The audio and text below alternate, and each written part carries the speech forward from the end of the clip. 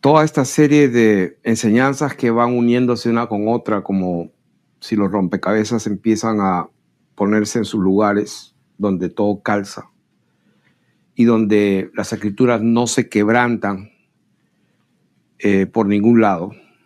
Aparentemente puede haber una contradicción, pero cuando juntamos todas las demás, todas calzan. O sea, en otras palabras, la interpretación correcta de un verso oscuro o no tan claro se puede dilucidar cuando muchas otras escrituras calzan. Entonces, la interpretación correcta debe ser la que predomine y las demás se tienen que sujetar a la que domina. Entonces, la vez pasada estábamos hablando de que el Señor está esperando por la iglesia.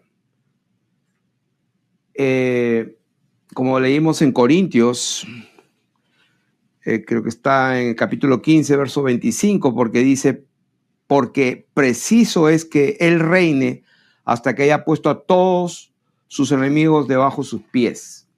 Entonces estábamos diciendo en Hebreos que dice que de ahí en adelante el Señor está esperando, estoy hablando de Hebreos 10:13, de ahí en adelante el Señor está esperando hasta que sus enemigos sean puestos por estrado de sus pies. En 1 Pedro 3:22 dice, quien habiendo subido al cielo está a la diestra de Dios y a él están sujetos ángeles, autoridades y potestades. Ángeles, exousias y dunamis. Entonces,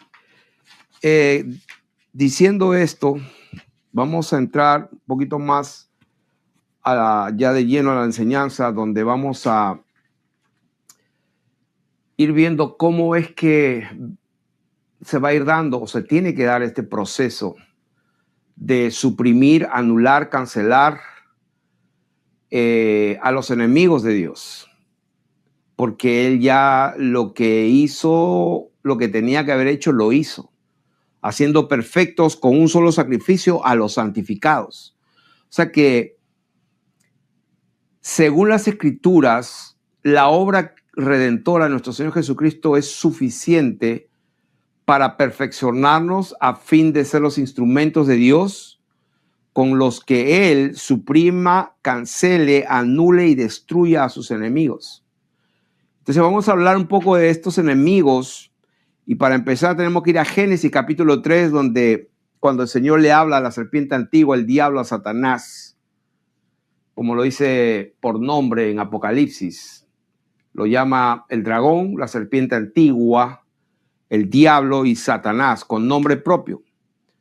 Entonces allí el Señor, cuando se dirige a esta serpiente antigua, le dice, pondré enemistad entre ti y la mujer y entre tu simiente. O sea, esa palabra literalmente es la palabra sera, que significa semilla o esperma en el griego. Sera es la palabra semilla o tu linaje o tu generación o tus genes.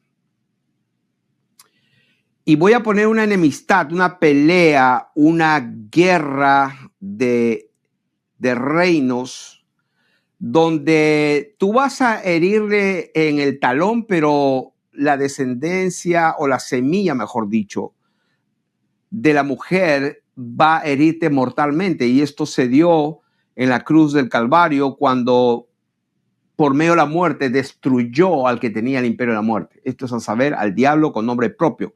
O sea que el imperio es de él. Por eso que en muchas partes la Biblia habla, a él sea todo el poder y el imperio por los siglos de los siglos. A él le pertenecen el poder y el imperio. O sea, porque el imperio universal de toda su creación ya fue ganado por, no que nunca lo perdió, sino que alguien se rebeló. Entonces hizo un statement, hubo un precedente que tenía que ser corregido. Después de eso, empezando la enseñanza, vamos a ver que en Mateo capítulo 13, cuando el Señor empieza a a enseñar a sus discípulos acerca del reino de Dios. Y de eso estamos hablando. Preciso es que Él reine hasta que todos sus enemigos sean puestos por estrado de sus pies. Y Él está esperando. ¿Está esperando por quién? Por la iglesia.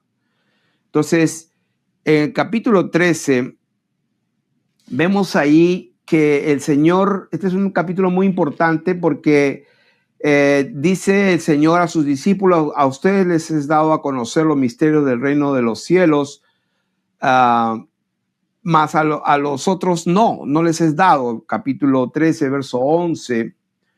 Luego ahí empieza una serie de parábolas y dice: cuando alguno oye la palabra del reino. O sea que el reino de los cielos tiene una herramienta, un instrumento, y es su palabra. O sea, cómo nosotros podemos ser participantes del reino de Dios, el reino de los cielos, cómo nosotros podemos ser aquellos instrumentos de Dios cuando tenemos comunión con la palabra del reino. Por eso dice versículo 19, cuando alguno oye la palabra, el logos del reino, entonces ahí empieza la parábola del sembrador, no lo vamos a explicar. Versículo 24, le refirió otra parábola diciendo: el reino de los cielos es semejante. Esa palabra semejante es una palabra homoios, que significa como o parecido a. Entonces empieza ahí la parábola del trigo y la cizaña, y vamos a leerlo porque esto nos interesa. Dice: el reino de los cielos es semejante a un hombre que sembró buena semilla en su campo. Pero mientras dormían los hombres, vino su enemigo y sembró cizaña entre el trigo y se fue. O sea, vino su enemigo. Habíamos dicho: pondré enemistad, dijo el Señor a la serpiente antigua. Acá vemos a un enemigo sembrando cizaña y se fue. Y cuando salió la hierba y dio fruto, entonces apareció también la cizaña. Vinieron entonces los siervos del padre de familia y le dijeron: Señor, ¿no sembraste buena semilla en el campo? ¿De dónde pues tienes cizaña? Él les dijo: un enemigo ha hecho esto. Y los siervos dijeron: ¿quieres que vayamos pues y la arranquemos? Él les dijo: no sea que al arrancar la cizaña arranquéis también con ella el trigo. Deja crecer juntamente lo uno y lo otro hasta la siega. Y al tiempo de la siega, yo diré a los segadores: recoged primero la cizaña y atadla en los manojos para quemarla, pero recoger el trigo en mi granero. O sea que el granero es un símbolo de, vamos a decir, de espera, es un símbolo de almacenamiento para un uso futuro. O sea, poner el trigo en un granero, como en el tiempo de Faraón y de José, cuando había mucha hambre en ese tiempo. Ustedes saben los 7 años buenos y esos 7 años malos, donde Dios guió a José para almacenar en graneros increíblemente grandes, para que pudiera alimentar a toda la tierra de Egipto y a sus alrededores, y también salvar al pueblo de Dios. Entonces el propósito de poner en un granero es para reservarlos. Entonces tengan eso en cuenta. ¿Por qué? Porque cuando hablamos de esta parábola, vamos a ir entendiendo un poquito más los secretos del reino de Dios.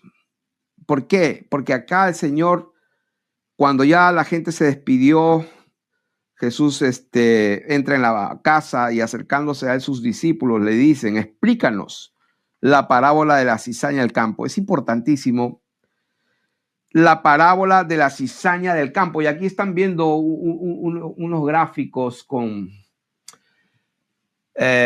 jerarquías, por eso que lo hemos puesto en forma piramidal, donde la base es pues más amplia, más ancha, y va poniéndose más pequeña hasta mayor autoridad, menor cantidad.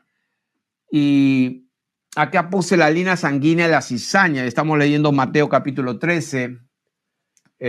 Pues también ya mencionamos 1 Corintios, donde el Señor Es preciso que Él reine justamente hasta que la línea sanguínea, o sea, la cera, el esperma, la semilla, la descendencia de la cizaña, sea suprimida totalmente. Así que cuando estamos explicando esta parábola, o mejor dicho, cuando el Señor la explica a sus discípulos, respondiendo les dice, el que siembra la buena semilla es el Hijo del Hombre. Aquí no está ya hablando en parábolas, sino es la explicación. Y eso es muy importante porque no se puede interpretar la interpretación, sobre todo de aquel que pues la dio en primer lugar, la creó. Entonces no se puede corregir al autor porque no tendría sentido. Entonces acá no se puede interpretar otra cosa. Está explicándolo. Entonces el que siembra la semilla es el Hijo del Hombre. El Hijo del Hombre fue nada más ni nada menos que Dios mismo manifestado en carne cuando caminó entre los hombres. El campo es el mundo. La buena semilla son los hijos del reino. Y las cizañas son los hijos del malo. En otras palabras, la buena semilla son los hijos de Dios y las cizañas son los hijos del diablo. Lo dice con nombre propio. El enemigo que la sembró es el diablo. Y hay una característica de los hijos del diablo en Primera de Juan, donde dice el que practica el pecado es del diablo. O sea, cuando el Señor se aparece pues al mundo, se manifiesta la luz del mundo y se enfrenta contra los teólogos, los doctores de la ley, los fariseos. Él les dice directamente, les dice directo, o sea, ustedes son esclavos, ustedes son siervos. O no, nosotros no somos nacidos de fornicación.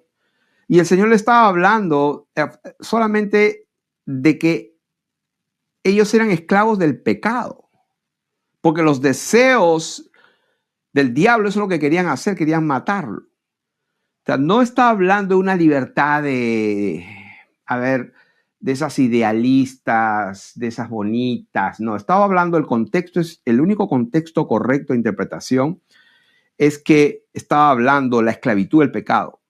Por eso dice que estábamos esclavos por el temor a la muerte y Dios por medio de la muerte destruye al diablo, que nosotros por temor a la muerte estamos durante toda la vida sujetos a servidumbre.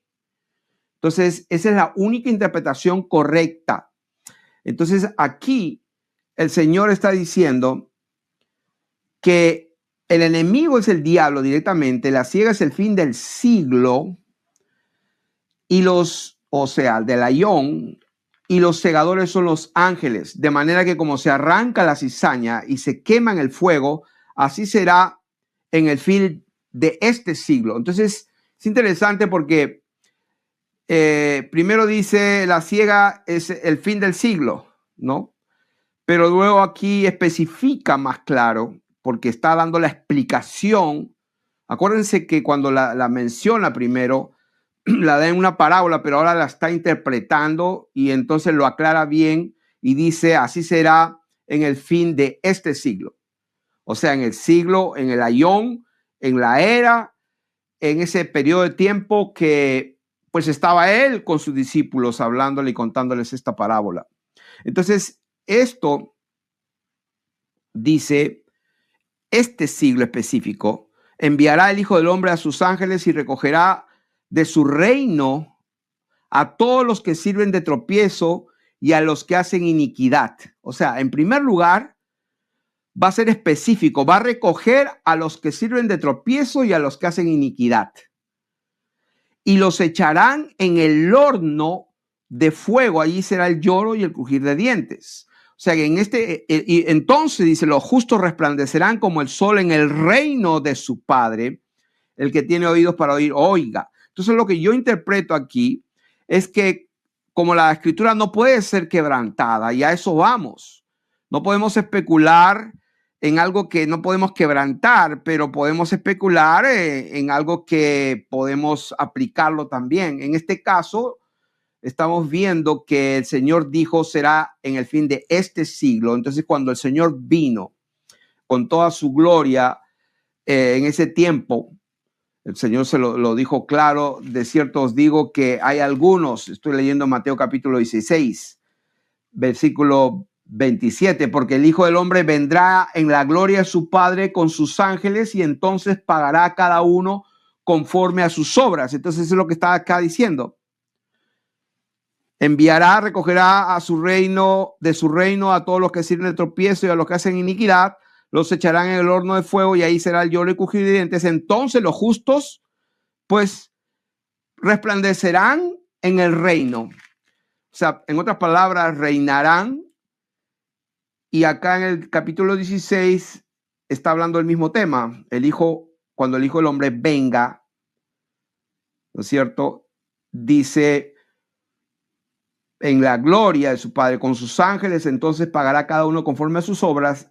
Inmediatamente el siguiente versículo de cierto dice: de cierto os digo. O sea, él lo clarifica. O sea, porque él quiere que presten atención. De cierto. O sea, que no dudes lo que te voy a hablar. De cierto os digo que hay algunos de los que están aquí que no gustarán de muerte hasta que hayan visto al Hijo del Hombre viniendo en su reino. Entonces, wow, eso choca, eso pues que quiebra todos los paradigmas y todo lo que hemos aprendido, pero volvemos a lo mismo de lo que estamos enseñando. La escritura no puede ser quebrantada. Tiene que haber una explicación que no quebrante la escritura.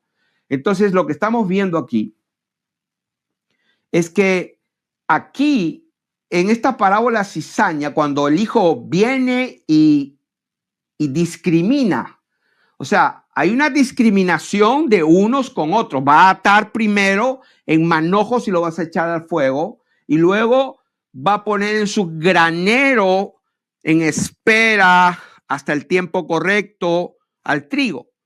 Entonces, en esta parábola, el asunto es discriminatorio.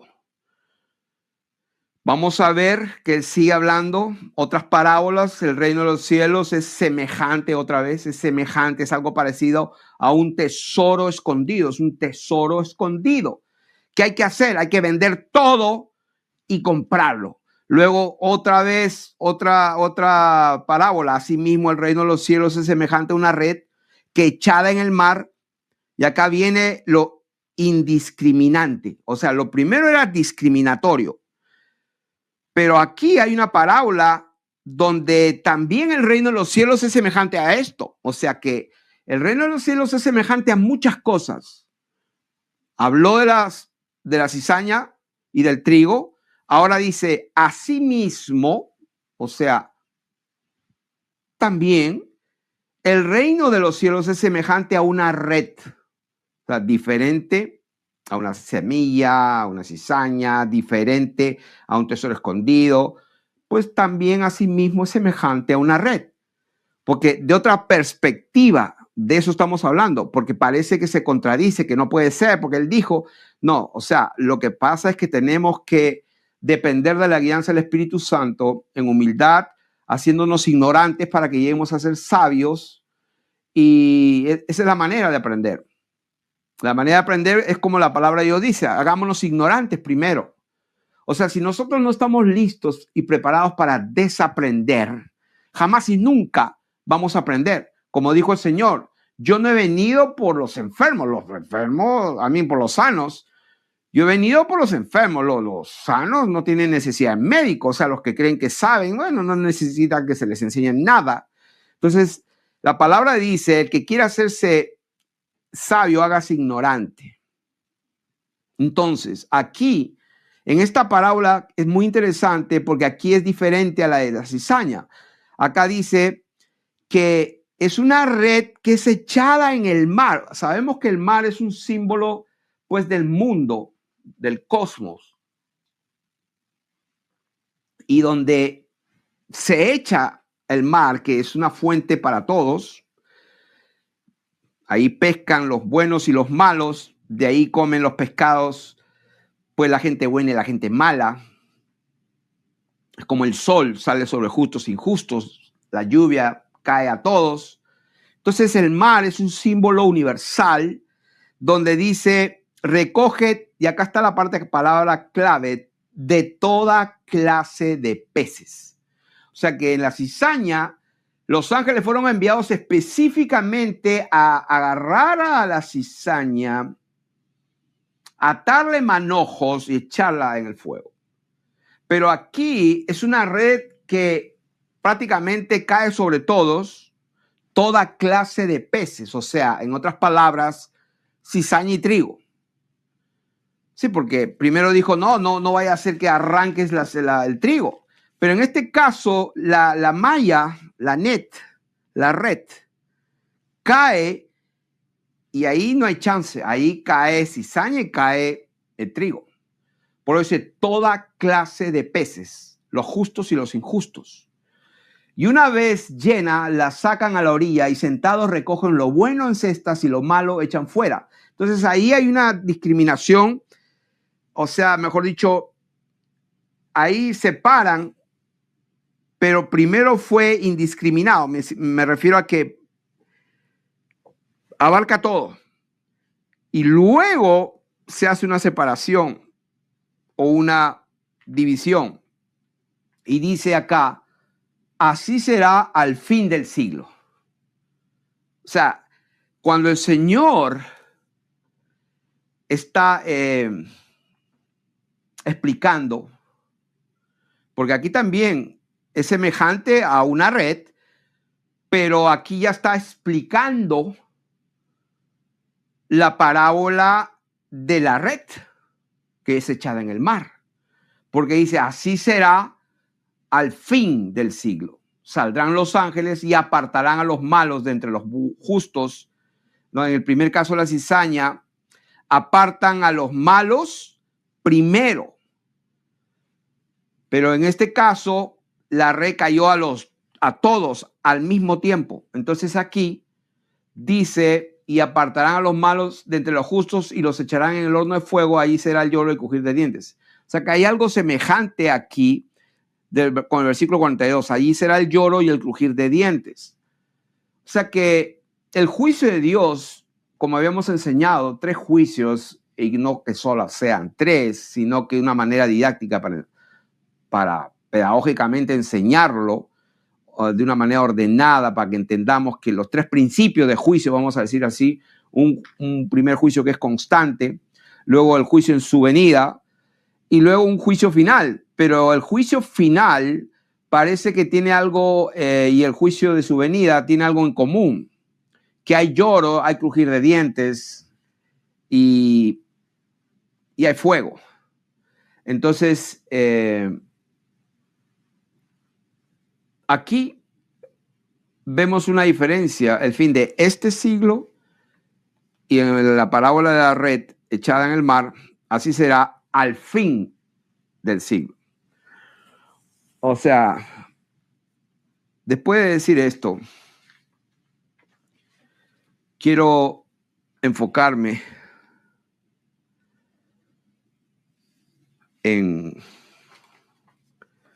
vamos a hablar del libro de Enoc. ¿Por qué quiero hablar del libro de Enoc? Porque es un libro clave que está en las Escrituras, es parte de las Escrituras, para que en este tema de la simiente de la serpiente veamos, uniendo todo lo que estamos compartiendo, así será en el fin. Voy a leer Enoc capítulo 16. Capítulo 16. Dice acá, el versículo 1, sentencia final para los guardianes. Es el título del capítulo 16 del libro de Enoc. Estoy leyendo Enoc.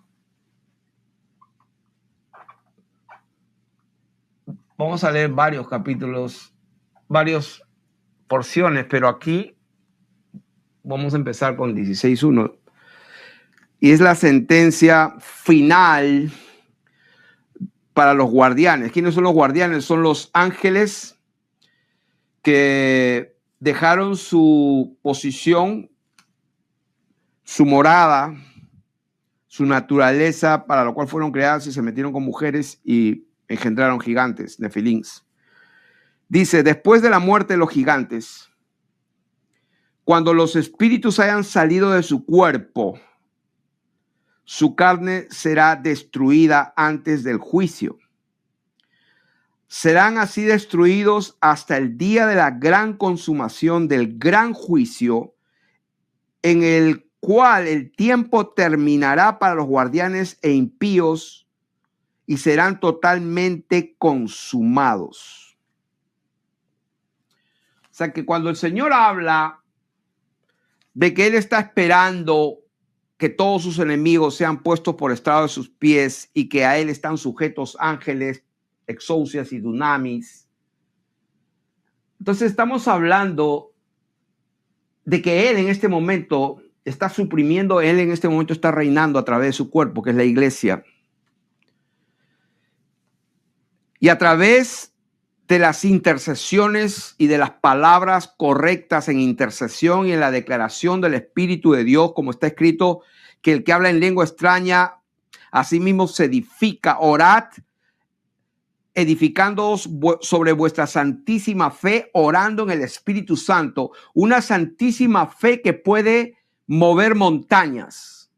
O sea, Dios va a usar su palabra, una santísima fe, y la declaración de palabras exactas, precisas y legales, donde vamos a ir derribando argumentos, vamos a ir derribando puertas de, vamos a decir, de señoríos, de palacios, de castillos de las tinieblas, y vamos a romperle las puertas y vamos a saquear el botín.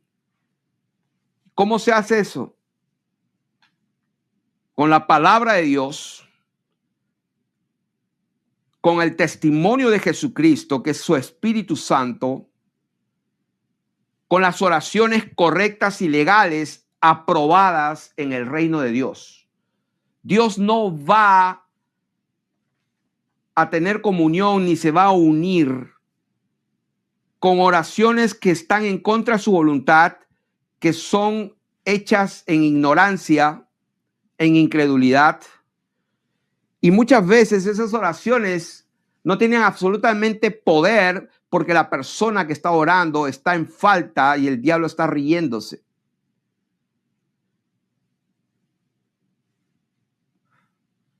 Entonces, en Enoc, capítulo 22, estoy leyendo esto a propósito porque tenemos que ubicarnos hoy en día, en el capítulo 22,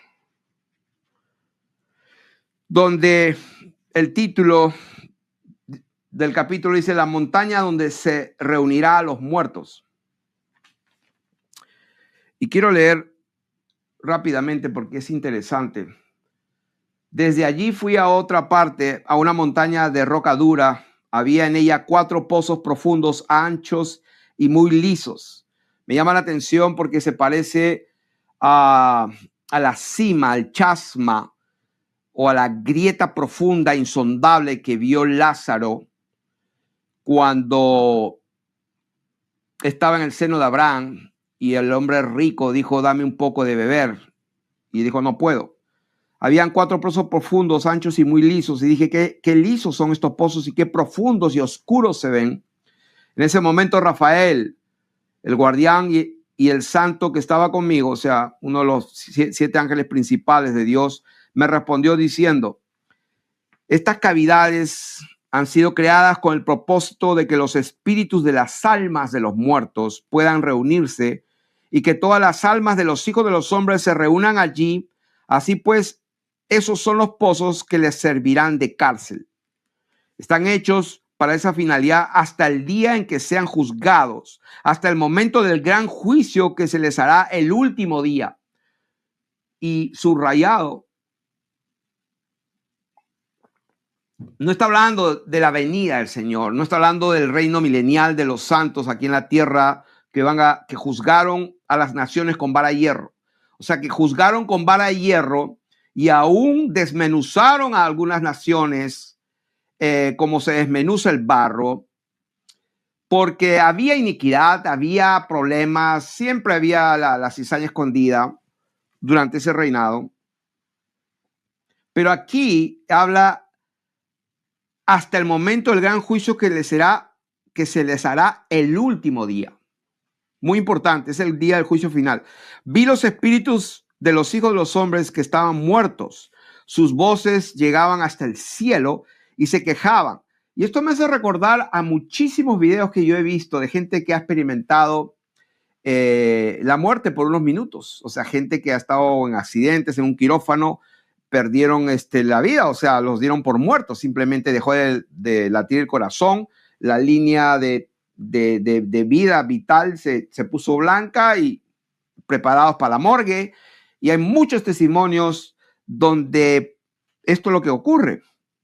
Escuchan las voces de justamente personas que están ahí abajo esperando, y cuando escucha la voz de esta voz, ¿quién es ese espíritu cuya voz llega así hasta el cielo y se queja? Me respondió diciendo, este es el espíritu que salió de Abel, a quien su hermano Caín asesinó. Él lo acusa hasta que su semilla sea eliminada de la faz de la tierra. Otra vez, hasta que su semilla, o sea, esta línea sanguínea, esta semilla, esta cera de la serpiente, porque dice la palabra de Dios que porque Caín era del maligno, o sea que Caín era del diablo.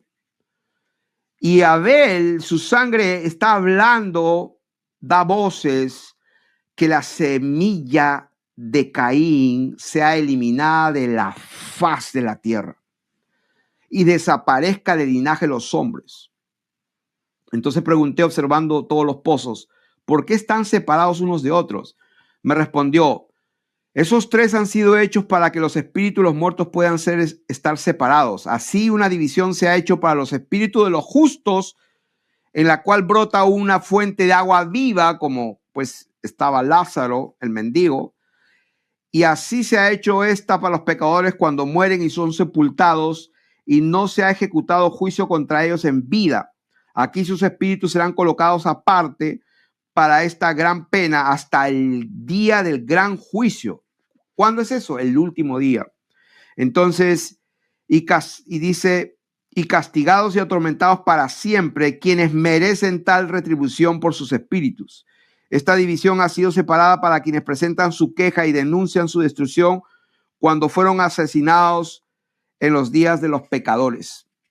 O sea que toda la gente inocente que ha muerto, ha sido dañada, todos esos niños que en este momento están matando allá en el estado de las 6 puntas. Y quiero hacer un paréntesis, dar un mensaje a todos. Hay un tal Gabito Rodríguez, es un puertorriqueño, Gabito Rodríguez. Y el tipo, lo único que le importa es tener views en su canal de YouTube. Si alguien lo conoce allá en Puerto Rico, lo único que le importa es que lo conozcan. Le voy a dar un mensaje a él y a todos los que son como él, porque estuve escuchando lo que habla y está defendiendo el Estado genocida de la estrella de 6 puntas. Y esta persona está tan ciega que no se da cuenta que está del lado exactamente del dragón, de la serpiente antigua y de Satanás y de todos sus hijos, porque cree y son sinceros. O sea, no se me equivoquen, honestamente ellos están absolutamente seguros que ese Israel de allá es el pueblo de Dios. O sea, están tan seguros y están tan ciegos. Quiero decirles, le voy a hacer un favor a Gabito Rodríguez de Puerto Rico y a todos los que piensan como él. Te voy a hacer un favor. Dobla tus rodillas humildemente y de todo corazón, hasta con lágrimas, pídele a Dios que Él te enseñe, porque si quizás estás equivocado y estás yendo contra Dios mismo. O sea, si tú haces esa oración, Dios te va a guiar, porque en este momento estás en el otro bando, estás en el lado de las tinieblas, estás en el reino de Satanás, estás en el reino de esta gente que es una sinagoga de Satanás, porque escrito está: todo árbol se nota y se conoce por sus frutos. No existe un árbol bueno que pueda dar todos esos frutos de pedofilia, de sacrificio de niños, de matanza de niños de hambre, matándolo hasta de hambre, literalmente el día de hoy que estoy hablando. No sé ni qué día estamos, agosto del 2025. Bendito sea el nombre del Señor Jesucristo.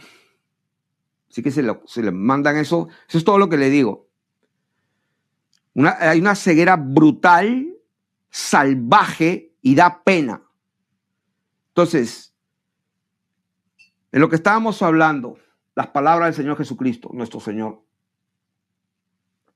a quien servimos y a quien se doblará toda rodilla de los que están en los cielos, en la tierra y debajo de la tierra, y no hay otro nombre dado a los hombres. Eso está escrito, la escritura no puede ser quebrantada. No hay otro nombre dado a los hombres en que podamos ser salvos, sino en el nombre de Jesús. Todo lo que hagáis, sea de palabra, de hecho, hazlo en el nombre de Jesús. Entonces, ¿en qué nombre bautizan? En el nombre del Padre, del Hijo y del Espíritu Santo. Ok. O sea, su propia declaración está gritándole: no entiendes nada. ¿Cuál es el nombre del Padre? Te pregunto. ¿Cuál es el nombre del Espíritu Santo? Porque de acuerdo a las Escrituras, el Señor es el Espíritu. Bendito sea el nombre de Jesús. Entonces, en Enoc capítulo 25, ¿por qué estoy leyendo esto? Estoy hablando esto porque necesitamos renovar nuestro entendimiento y tenemos que ampliar y crecer en el conocimiento de Dios. Enoc capítulo 25, y me dijo Enoc, porque él estaba preguntando por el perfume de un árbol. Dice: deseo aprender de todo, pero especialmente acerca de este árbol. Y me contestó diciendo: esta montaña alta que has visto y cuya cima es como el trono de Dios, es su trono, donde se sentará el gran santo, el Señor de gloria, el Rey eterno, cuando descienda a visitar la tierra para el bien. No se permite que ningún ser de carne toque este árbol aromático hasta el gran juicio, cuando él vengará de todo y llevará todas las cosas a su consumación para siempre. Pero entonces será dado a los justos y a los humildes. Su fruto servirá como alimento a los elegidos y será trasplantado al lugar santo, al templo del Señor, el Rey eterno. Está hablando del árbol de la vida. Y dice que sus hojas servirán para la terapia, para la sanidad de las naciones. Esto es en el tiempo final, después de todo. Este es en el día postrero. Entonces ellos se regocijarán y estarán alegres, entrarán en el lugar santo y la fragancia penetrará sus huesos y ellos vivirán una larga vida tal y como la de sus antepasados vivieron. En sus días no tendrán ningún sufrimiento, plaga, tormento, calamidad.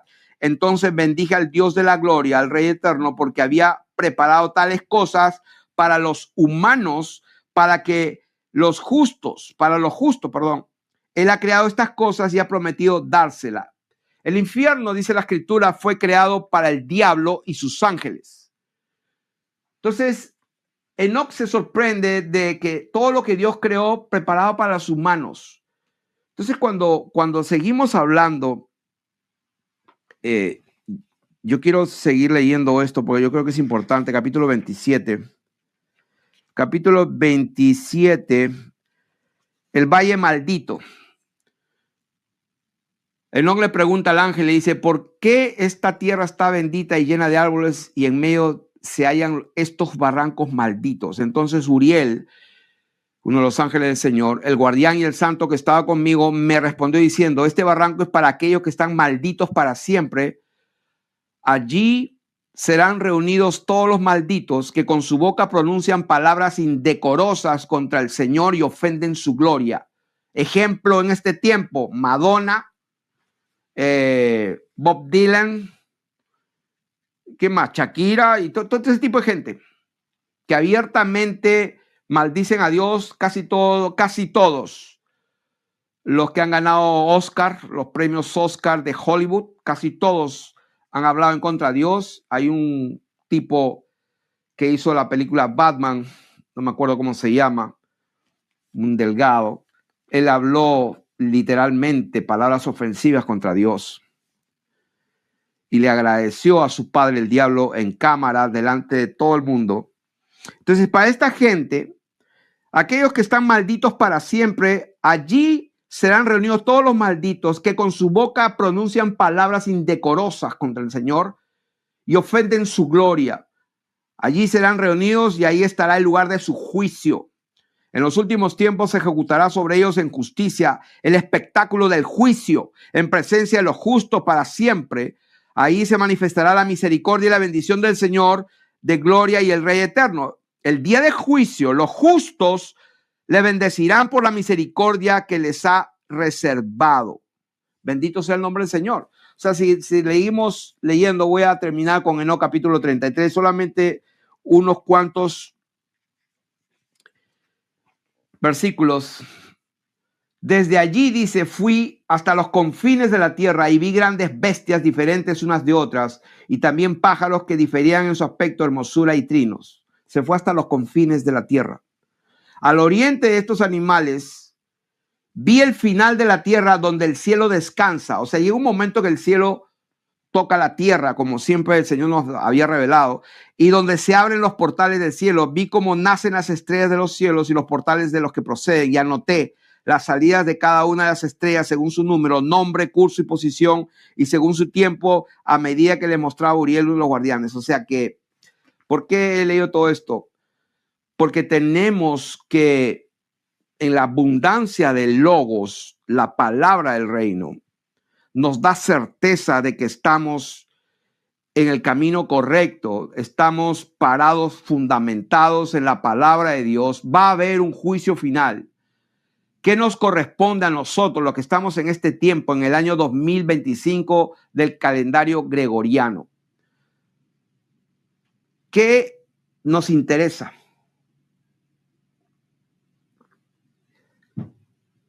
Nos interesa saber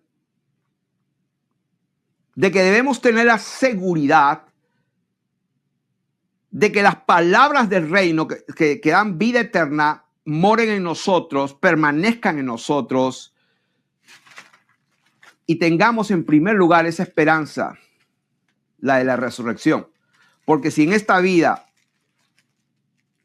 solamente creemos que comamos y bebamos, que mañana moriremos y no creemos en una resurrección de vida eterna, entonces somos los más dignos de conmiseración de todo el mundo, dice la palabra de Dios. Entonces, en Juan capítulo 5, cuando el Señor habla del día postrero, aquí en el capítulo 6, dice, esta es la voluntad del Padre, verso 39, el que me envió, que todo lo que me diere no pierda yo nada, sino que lo resucite en el día postrero. Ese día postrero es la palabra eschatos. No sé si la tengo escrita acá. El día postrero, último, es la palabra eschatos. Es importantísimo en el día. Es un día postrero. Hay un día postrero final. Y la iglesia del Señor, los hijos de Dios, tenemos que vivir nuestra vida sabiendo esto. Sabiendo esto. Dice, sino que no se pierda, sino que lo resucite en el día postrero, en el día eschatos, el último, el extremo, el día extremo, lo último, lo final.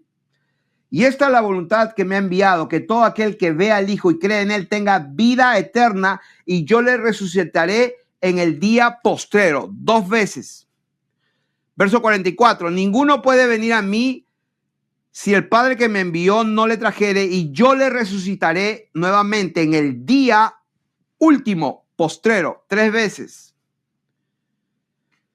Habla del día postrero y de vida eterna. Verso 47, de cierto os digo, el que cree en mí tiene vida eterna. Tiene vida eterna. O sea, ¿qué es lo que nos corresponde? Porque hay gente que está haciendo muchas preguntas. Y hubo una palabra profética reciente que la Iglesia de México, muy querida, siempre está pendiente, intercediendo por este ministerio, y le damos la gloria y la honra al Señor, y muy agradecidos y apreciamos su amor. Y hay una palabra que soltó el Señor, y entre tanto que él habló, él dijo algo que ya me lo había comunicado a mi espíritu, pero cuando por palabra profética, por visión y por palabra audible muchas veces, el Señor dice algo, y dijo, wow, Señor, ya eso era de tu espíritu. Y una de las palabras que dijo el Señor, porque por si acaso, para toda esta gente que cree que conoce a Dios, por si acaso Dios sigue hablando. Y está hablando de la manera que él dijo que iba a hablar. Dios habiendo hablado muchas veces en otro tiempo, de muchas maneras por los profetas. O sea que el testimonio de Jesucristo es el espíritu de la profecía. O sea, si no creemos nada de lo que está escrito, entonces yo no sé qué estás haciendo. Tenemos que creer, vivir, practicar la palabra, morando en nosotros, viviendo la palabra. El Señor dijo, no es tiempo de hacer preguntas. Es tiempo de creer la palabra de Dios que estás leyendo, estás buscando, humillándote. Cree. No es tiempo de estar preguntando. Está allí. Créelo. No es tiempo para hacer preguntas. A mí me escriben, por favor, me gustaría llamarlo para hacer preguntas. Ese es el mensaje para todos aquellos que me escriben, me llaman y quieren, ok, escúcheme. Delante de Dios estoy. Él sabe si soy soberbio, si soy orgulloso. Él sabe todo. Así que, pero ustedes no me vayan a estar jugando porque se pueden quemar. Pero tengo que darles un mensaje a ellos. Cuando me escriban, asegúrense que son guiados por el Espíritu Santo. Cuando quieran saber algo, asegúrense que es Dios guiándolo a eso. Porque Dios me tiene que hablar a mí. Yo no me atrevo a contestar a alguien sin orar primero. Entonces cuando me escriben, pastor, que yo estoy viendo desde hace tiempo y tengo algunas preguntas, inmediatamente levanto a mi Dios Padre Santo. Y ni bien empiezo a hablar, Dios me da las respuestas. Para allá, no, por favor. Yo no soy sirviente de nadie. Yo soy sirviente del Señor Jesucristo, por si acaso. Mi tiempo le pertenece a Él. Por eso que los hermanos que nos conocen, pues cuando me llaman pues ellos den testimonio, que yo les explico, les hablo. Gloria a Dios, doy mi tiempo. He dado mi tiempo a desconocidos y he dado mi tiempo y mucho tiempo a muchos desconocidos. He dado mucho tiempo a mis hermanos también. Entonces, ¿de qué se trata esto? Se trata de que todos tenemos un solo maestro, que es nuestro Señor Jesucristo. Todos tenemos un Padre, que es nuestro Padre Dios. Y todos tenemos la palabra de Dios para creerla. O sea, con esto tampoco no se asusten ni tengan temor. Simplemente sean guiados por el Espíritu Santo, porque eso es lo que está escrito. Si alguno pues es guiado por el Espíritu Santo, esa es una persona de Dios. Porque de los tales, dice la palabra de Dios. Así que estamos hablando de día postrero, de vida eterna. El que cree en mí tiene vida eterna. Vida eterna. Otra vez, verso 54. El que come mi carne y bebe mi sangre tiene vida eterna, y yo le resucitaré en el día postrero. O sea, Dios mío, o sea, dale vida postrero. ¿De qué estamos hablando aquí? Lo que estamos diciendo aquí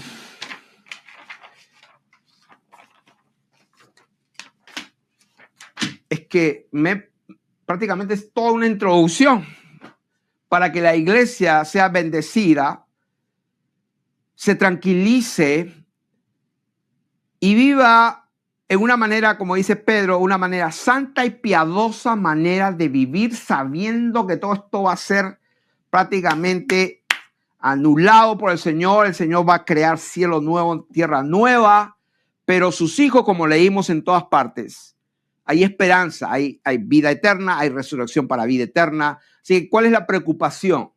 Ay, ¿qué pasará? Alégrate que estamos en la etapa en que el Señor está reinando, está sentado y está esperando por nosotros hasta que todos sus enemigos sean puestos por estrado de sus pies. Y aquí vamos a empezar ya esta parte donde cuando empezamos en Génesis, pondré enemistad. Y acá puse Colosenses, me da curiosidad porque hasta me olvidé que dice Colosenses capítulo, vamos a ver aquí, 1:16, dice, porque en él fueron creadas todas las cosas, las que hay en los cielos y las que hay en la tierra, visibles e invisibles, sean tronos, sean dominios, sean principados, sean potestades. Todo fue creado por medio de él y para él. O sea, para él. Bendito sea el nombre del Señor. Cuando habla de tronos, dominios, curiotes, arcontes, exousias, dunamis, está hablando de una jerarquía de autoridad. Tronos, dominios, principados, potestades. La palabra del Señor nos dice que Él está esperando hasta que toda la descendencia del dragón, de la serpiente antigua, sea puesta por estrados. Y lo que tenemos que entender, que desde el primer o los primeros hombres, Caín, que era del maligno,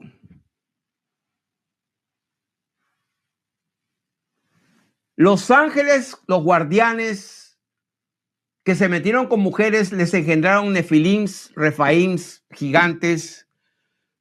Y cuando les nacían sus hijos, esos espíritus, cuando murieron en el diluvio, son lo que ahora son los demonios. Pero esos demonios pululan, son parte del ejército del diablo, pero esos ángeles caídos, y hubo un número de 200 que pecaron contra Dios, se metieron con mujeres, y cuando les engendran hijos, también engendraron hijas, femeninos y masculinos. Por eso que se habla de patriarcados y matriarcados, o sea, diosas, dioses menores, Hércules. La mitología griega, querido pueblo de Dios, quiero que sepa, yo he hablado con los griegos, y cuando en Grecia se estudia la historia, así como estamos estudiando en la historia de Perú, la historia de Chile, la historia de Grecia, los griegos saben perfectamente que todo lo que se enseña en la mitología, eso no es un cuento para ellos, eso fue real. La mitología griega fue real, la mitología de Escandinavia, la mitología de la India, o sea, todas las mitologías son reales.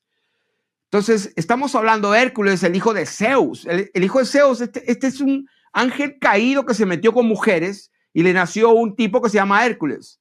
Hubo un personaje que se llama Drácula, se han hecho películas de él, fue algo real, allá por Europa, por Transilvania, no sé por dónde es, que significa hijo del dragón. Esto fue real, es real.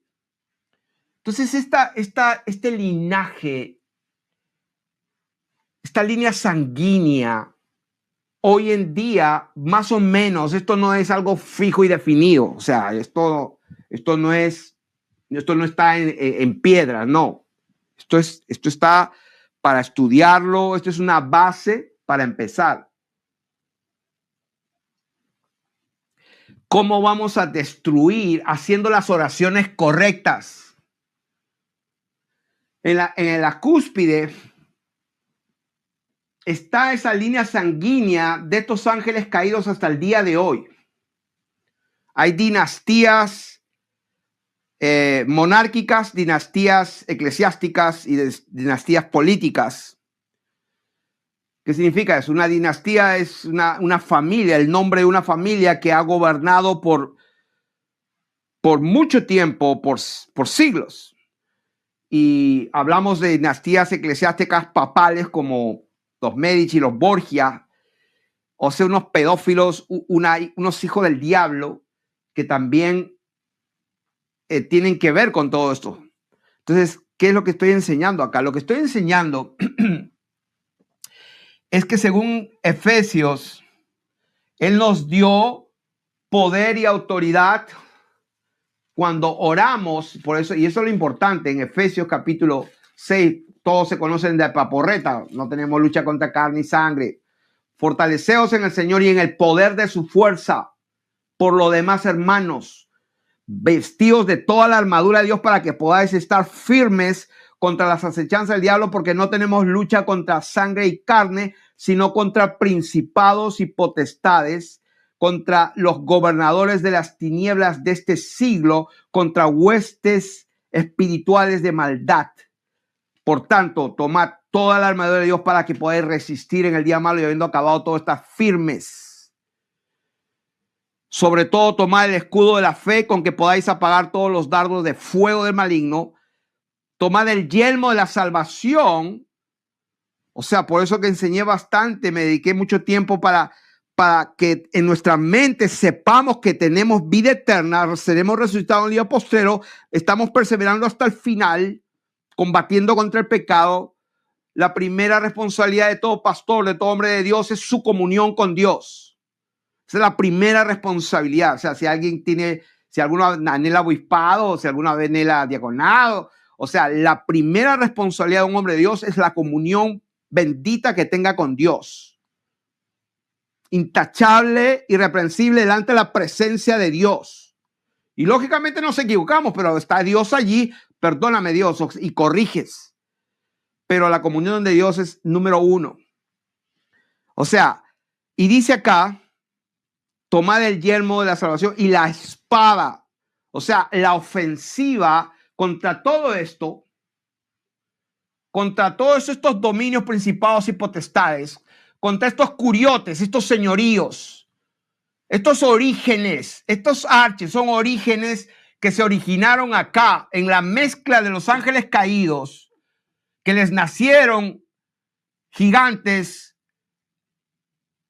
masculinos y femeninos, y nacieron los patriarcados, y la reina de acá y la reina de allá, o el rey aquí, el reino de allá. O sea, eso sigue hasta el día de hoy, allá por el Polo Norte, por allá por el reino. No quiero ni pronunciar,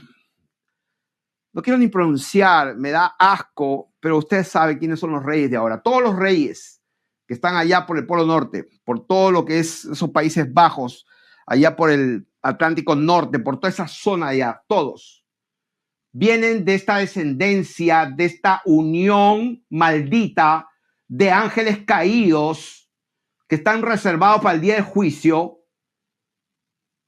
con mujeres, y que esa descendencia baja a un número de 13 familias, a un consejo de 33, a un consejo de 300 familias, y vienen estos famosos tipos que incursionaron en la alquimia. Luego vienen los Illuminatis y la masonería es la base más grande, porque estas son los capataces, los soldados, los de a pie, los que están en todas partes, donde tú los puedes ver en todas las empresas, en todos los puestos de los jueces, en los juzgados, en la policía, en todos lados, bien conectados. Son gente educada, le gusta la música clásica, le gustan los buenos libros, o sea, son gente que tú las ves y dices, ay. Y esta gente lo que la hace es invitar a alguien, porque según dicen, alguien dice, ay, ¿cómo se puede entrar? No puedes entrar. uno de estos tiene que ver quién eres, tiene que observarte. Y la pregunta es, o sea, ellos son los que te aceptan porque tienen que asegurarse que tú cargues justamente esa línea sanguínea. Por eso que hay un tipo muy famoso hoy día aquí en Estados Unidos que se supone que se ahorcó y el presidente de este país está en tremendo problema porque resulta que está saliendo a la luz tantas cosas, tantas aberraciones, tanto incesto, tanta depravación. Padre Santo, de verdad que uno me puede enfermar de pensar de lo que esta gente, no quiero ni pensar, tanta depravación, tantas relaciones incestuosas, en todas estas familias presidenciales y monárquicas. Entonces, ¿tiene sentido todo esto? Absolutamente. Es más, ellos lo dicen abiertamente que su poder para controlar está en el mismo diablo, en mismos demonios y principados que gobiernan. Por ejemplo, hay una mujer famosa, una bruja, la esposa de un presidente de allá de, no quiero ni pronunciar su nombre, un presidente de allá que se ha enquistado como un parásito en la presidencia por muchos años en un país allá de Centroamérica. Y dicho sea de paso, hay muchos. Entonces, todas estas personas elegidas han sido cultivadas antes que nazcan y cuando nacieron fueron consagradas. Y cuando llegó el momento, pues aparece el presidente, como el tipo ese, el desquiciado, yo diría yo, ese tipo está, pero tiene tremendos problemas. Es el tipo que gobierna ahora el país allá del sur de la bandera roja, no, ¿cómo se llama? Celeste y blanca. El país donde estuvo este otro pervertido, y discúlpenme, por favor, los amantes del fútbol, el famoso, el hombre de baja estatura, ¿cómo se llamaba? Maradona.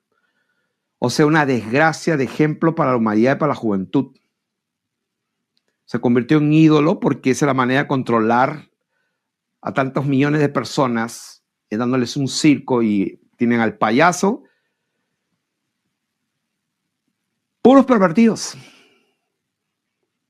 El presidente vive con su mujer, con su hermana, y la llama el jefe.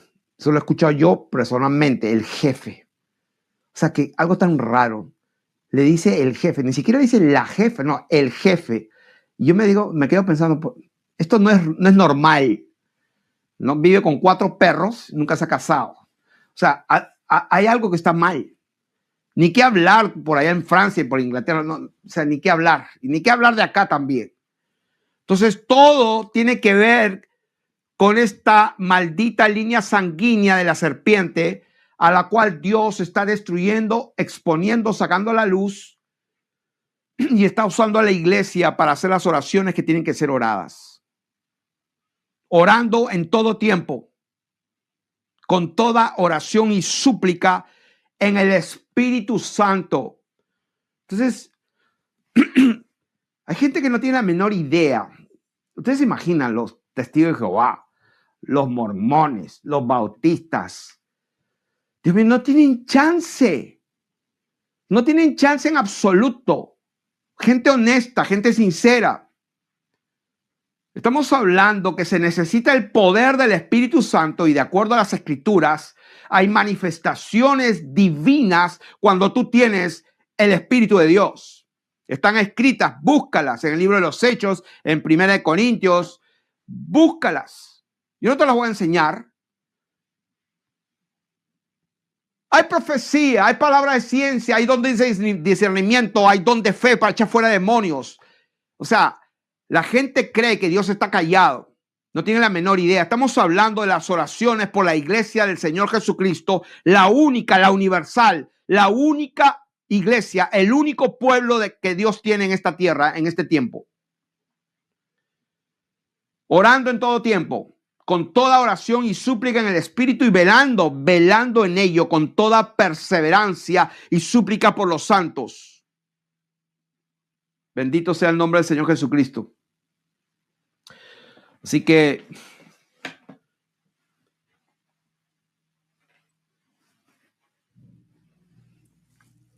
aquí están las definiciones. ¿Contra qué luchamos? Contra arches, contra exousias, contra cosmocratos de las tinieblas de este aión, contra huestes de neumáticos. Neumáticos, está hablando de espíritus perversos, inicuos y malignos en las regiones celestes. ¿Cómo operan? A través de sus hijos aquí, a través de sus hijos. Entonces, cuando oramos, tenemos que orar de lo que vemos. Como sucede aquí en la tierra, aquí, entonces tenemos que pedir, Señor, que se haga aquí en la tierra como se hace en los cielos, que tu reino se establezca en la tierra. ¿Cómo hacemos? Si estamos viendo perversión, estamos viendo a la gente, gobiernos enteros, senadores y políticos alineados con políticas que están matando de hambre a mujeres y a niños, que están prácticamente cubriendo una red espectacular de satanistas, bebedores de sangre de niños, y están en las posiciones del gobierno de todos los países. Estamos luchando contra esto. Y de acuerdo a las escrituras, el Señor está sentado, está reinando y está esperando que todos sus enemigos sean puestos por estrado de sus pies, y lo va a hacer a través de su cuerpo, de la iglesia, de su pueblo.